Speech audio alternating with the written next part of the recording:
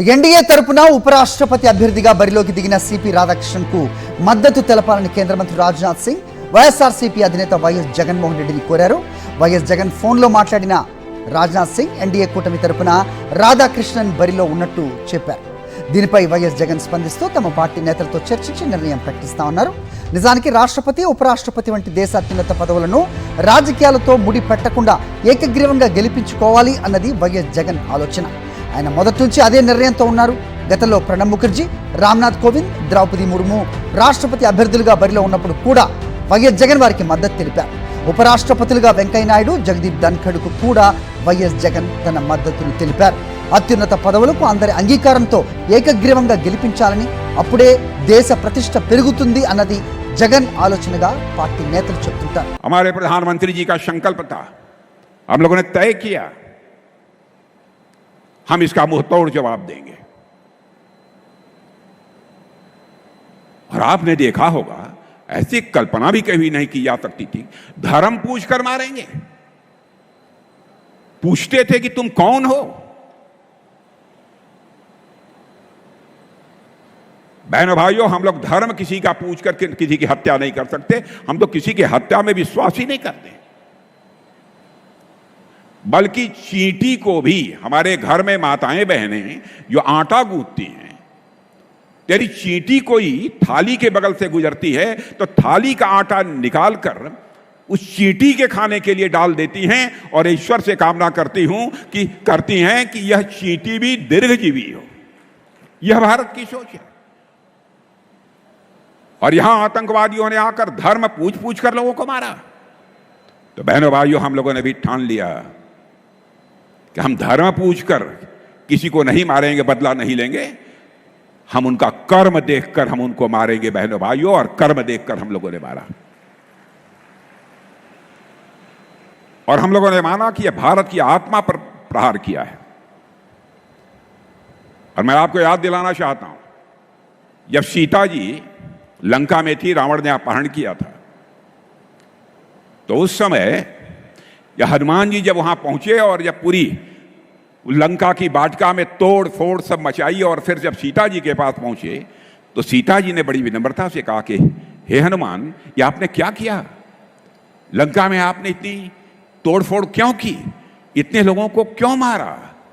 तो जानते हैं, बड़ी विनम्रता से बैठकर और हाथ जोड़कर हनुमान जी ने सीता जी से कहा, हे माते, जिन मोहि मारा तिन मोहि मारे. जिन्होंने हमको और हमारे लोगों को मारा था, हमने उन्हीं को मारा है. और बहनों भाइयों, मैं आपको रक्षा मंत्री होने के नाते भी स्पष्ट तौर पर बतलाना चाहता हूं, हमारे प्रधानमंत्री जी का भी संकल्प है. भारत किसी को आज तक कभी आंख उठाकर देखने की कोशिश नहीं की है. भारत चाहता है केवल भारत का ही कल्याण न हो, बल्कि पूरे विश्व का कल्याण होना चाहिए. और दुनिया का अकेला देश है भारत, जहां के ऋषियों और मनीषियों ने वसुधैव कुटुंबकम का संदेश दिया है. भारत की सीमा में ही नहीं, बल्कि पूरे विश्व की धरा पर रहने वाले जितने लोग हैं, सभी का कल्याण होना चाहिए. यह संदेश सारी दुनिया को, दुनिया के किसी एक देश से गया है तो केवल और केवल हमारे और आपके देश भारत से गया है. मेरे बहनों भाई, दुनिया के अन्य किसी देश से नहीं गया है, भारत से गया है. हम सभी का कल्याण चाहते हैं, लेकिन जैसा शिवराज जी ने कहा, इसका मतलब यह नहीं है कि जो चाहे वह भारत पर आक्रमण कर दे. जो हमें छेड़ेगा हम उसे छोड़ेंगे नहीं. यह भी संकल्प है, यह भी ताकत भारतवासियों के अंदर है.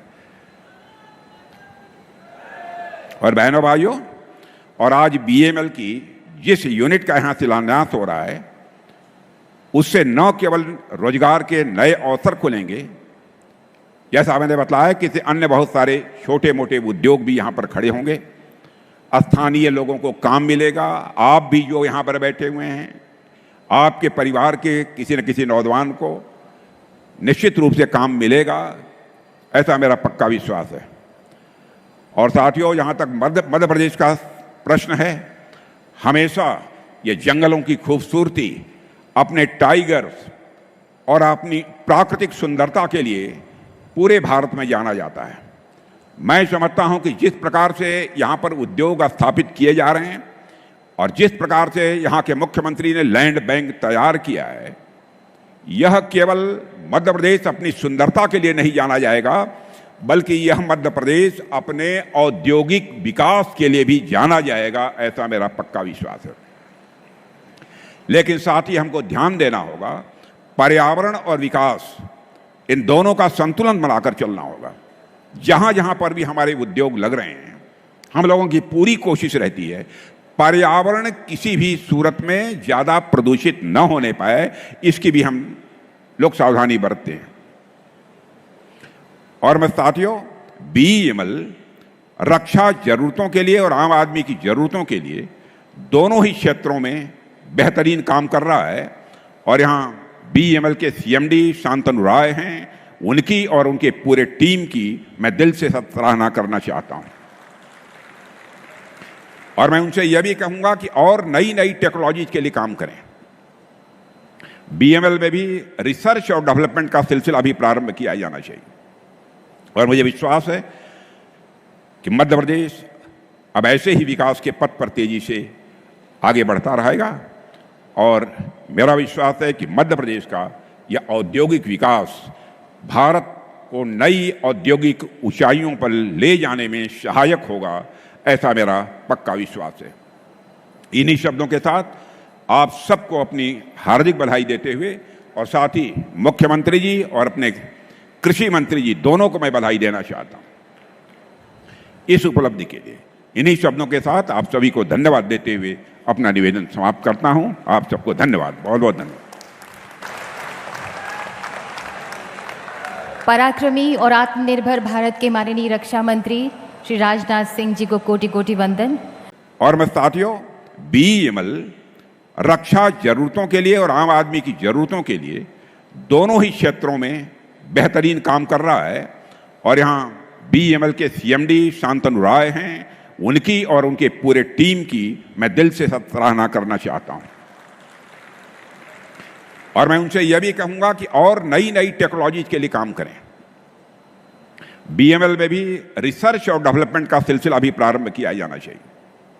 और मुझे विश्वास है कि मध्य प्रदेश अब ऐसे ही विकास के पथ पर तेजी से आगे बढ़ता रहेगा। और मेरा विश्वास है कि मध्य प्रदेश का यह औद्योगिक विकास भारत को नई औद्योगिक ऊंचाइयों पर ले जाने में सहायक होगा, ऐसा मेरा पक्का विश्वास है। इन्हीं शब्दों के साथ आप सबको अपनी हार्दिक बधाई देते हुए और साथ ही मुख्यमंत्री जी और अपने कृषि मंत्री जी दोनों को मैं बधाई देना चाहता हूं इस उपलब्धि के लिए। इन्हीं शब्दों के साथ आप सभी को धन्यवाद देते हुए अपना निवेदन समाप्त करता हूं। आप सबको धन्यवाद, बहुत बहुत धन्यवाद।